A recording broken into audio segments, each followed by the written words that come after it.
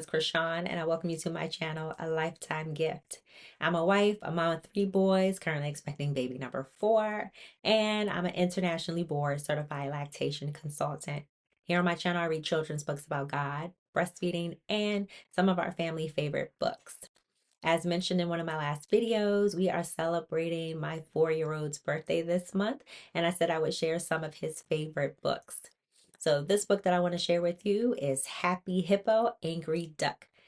Not only my 4-year-old loves this book, all of my kids love this book. I've had this book since my oldest son, who's 11, and this was one of our favorites when he was little as well. So let's jump right in.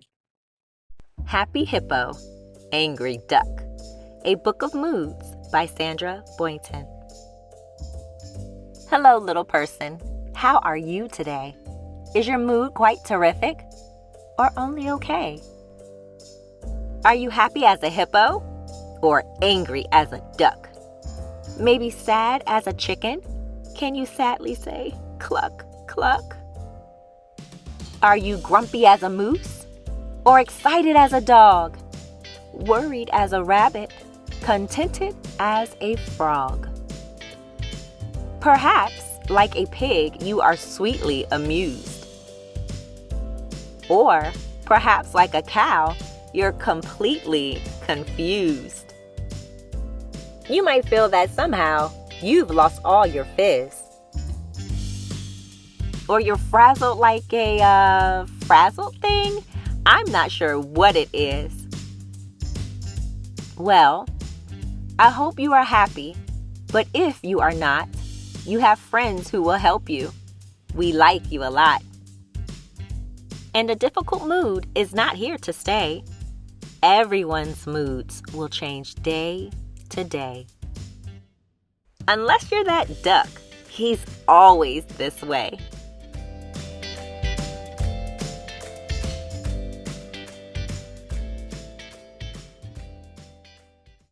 I hope you enjoyed that story as much as my little ones. Like I said, this is one of my 4-year-old's favorite books.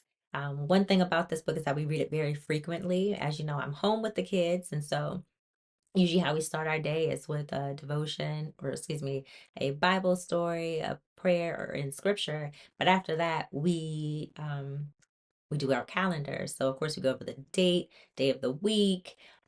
We go over the season, we go over the weather, we talk about the activities that we have planned for the day. And then the last part of the calendar I use, it's like a Melissa and Doug calendar, is that we go over our feelings, our emotions, how are we feeling that day? And it allows the children to pick these little circle emotion faces. So they have different emotions on these little um I'm calling them coins in a way. And they leave even one blank because maybe there you have an emotion that they're feeling that doesn't necessarily correspond with what the options are, which are like sad, happy, silly, and angry. So this has been helpful because it helps us start a conversation about emotions, how we're feeling, and why we're feeling that way. And so sometimes what I'll do is that I will read this story um, because it's talking about emotions, it's talking about moods, and the fact that it's okay to have these feelings and that these feelings are not always going to stay, and that's okay. Another thing that's been helpful is that we use a poster, and maybe I'll put that in here as well. When we go over this part of our day about emotions and feelings, we talk about different type of emotions that we can have. We even created a game where we will pick an emotion and we have to pretend to act out the emotion that we are, and we guess what emotion that person is trying to portray. And that's been really fun. The kids want to play that game over and over and over. But that's been helpful. And another thing that's been helpful with managing some of the big emotions that my 4-year-old has, and now also that we're seeing in our 1-year-old, is that I created a calm down chart, and I'll share that somewhere here.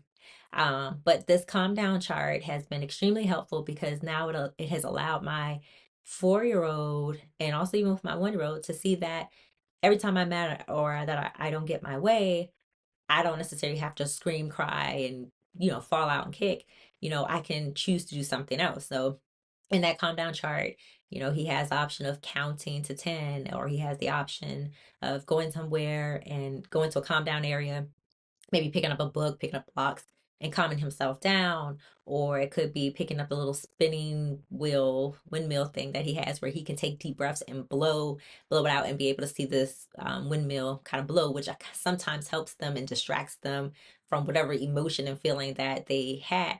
But these are things that have been helpful in our household with having these big emotions and sometimes not necessarily having these big outbursts, to a point now that my son doesn't necessarily need to see his calm down chart or be reminded that he can go to his calm down chart and choose something else to do other than, scream, cry, kick, whatever it is that he's doing when he's having these moments, that he knows already, like, okay, I know what's on my calm down chart. I know that I can count to 10. I know that I can go take some deep breaths. I know that I can go find a space to go calm down, go read a book, go get a glass of water, whatever it is. And that's been such a blessing to be able to see um, him take ownership of those emotions and feelings, and see that now that he has control over them. He has control over those emotions, and that there's not just one way to deal with it. And that's been amazing to see um, in a 4-year old. So I'm also planning to create another calm down chart for my 1-year old, so that he can also use it, because he also has very, very big emotions, which is it's normal for toddlers, a 1-year old. So if you like this story as much as my family does, please check out the description box. The link is down there if you want to order it. And if you want to hear more stories like this, please make sure to like and subscribe. And I hope to see you next time.